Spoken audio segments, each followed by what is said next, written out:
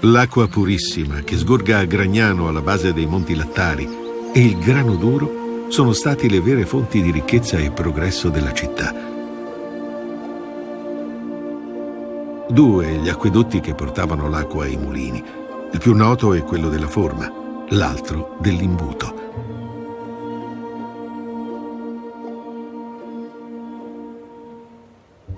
Il primo stemma della città fu un fascio di grano, a cui si aggiunse una mano a stringerlo, a testimonianza di un legame tra la terra e il lavoro dell'uomo.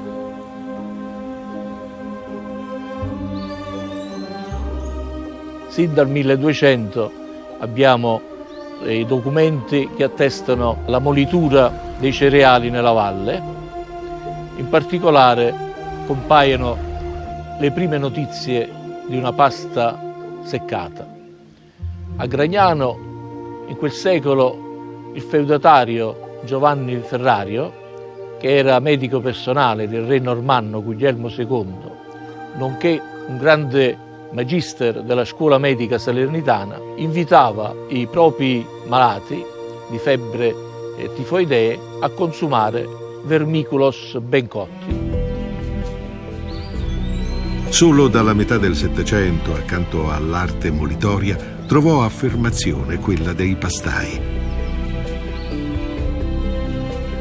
Lo sviluppo dell'attività pastaia fu dapprima protetto con il regime delle concessioni, ma nel 1805 fu liberalizzata per tutti.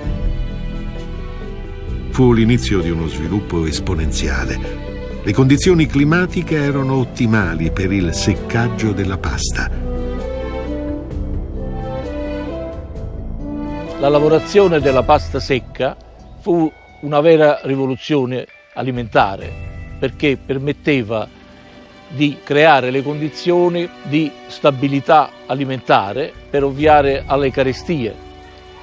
Inoltre la pasta era facilmente trasportabile e resisteva molto di più agli attacchi delle muffe e dei parassiti che invece infestavano facilmente il grano. Le autorità comunali favorirono la crescita dell'attività pastaia, permettendo l'utilizzo della strada antistante gli opifici per asciugare la pasta all'aperto.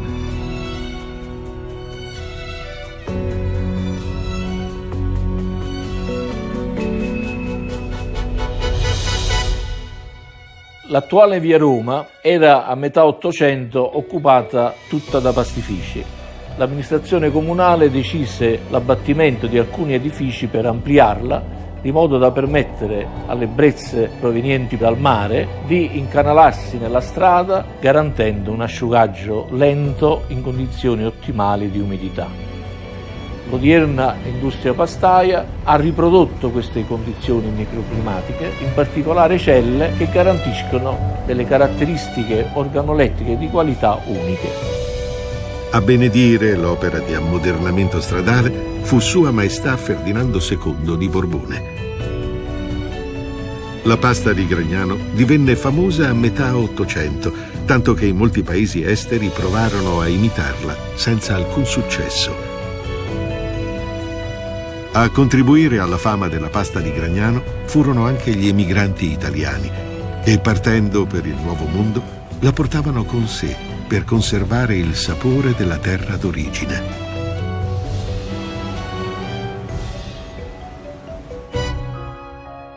All'inizio del Novecento c'erano 2 grandi pastifici, seguiti da un'altra quarantina, ma questi 2 pastifici fecero un'opera di introduzione e di esportazione importantissima, per cui tutto il comparto alla fine beneficiò di un vero e proprio boom industriale che, cominciato negli ultimi decenni dell'Ottocento, continuò fino alla Prima Guerra Mondiale.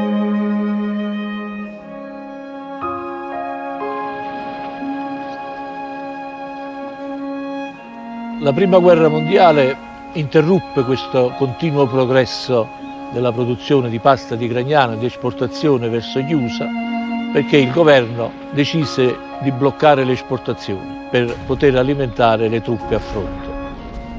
La pasta non poteva più essere esportata. Ne conseguì la nascita di grandi pastifici negli Stati Uniti d'America e le prime imitazioni, Italian Style e Gragnano Style.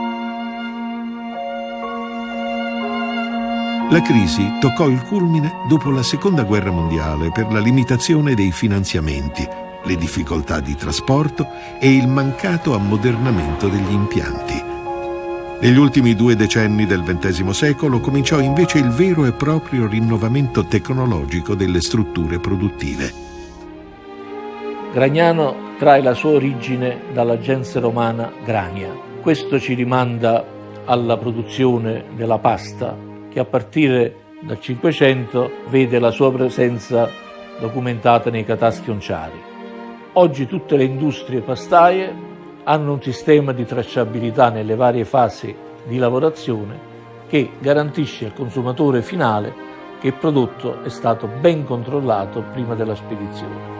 Oggi a Gragnano l'industria pastaia si presenta con la sua forte immagine di qualità, certificata anche dal marchio europeo IGP, che ne attesta un rigido protocollo di produzione legata al territorio e all'uso dell'acqua delle sorgenti di Gragnano.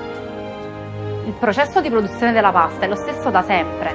La ricerca e la tecnologia lo hanno reso più efficiente e hanno migliorato progressivamente la qualità finale del prodotto. Ogni procedimento, ogni passaggio è frutto di esperienze passate, di scoperte recenti e di una continua ricerca verso quello che per noi rappresenta la qualità.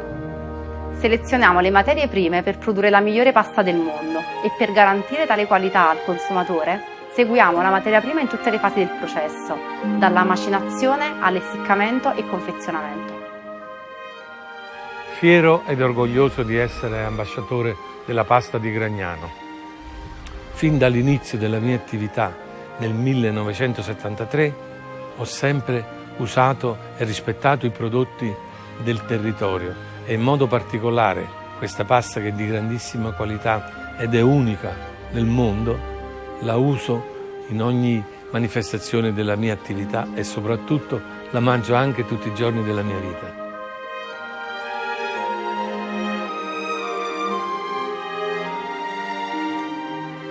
Oggi, dalle trattorie popolari ai ristoranti più blasonati, tutti gli chef del mondo abbinano paccheri, fusilli, spaghetti, penne e gli oltre 140 formati diversi di pasta di Gragnano ai piatti gourmet più gustosi per i nostri palati. Noi, della pasta di Gragnano, siamo fieri di unire sapore e felicità nelle diverse culture alimentari nel mondo.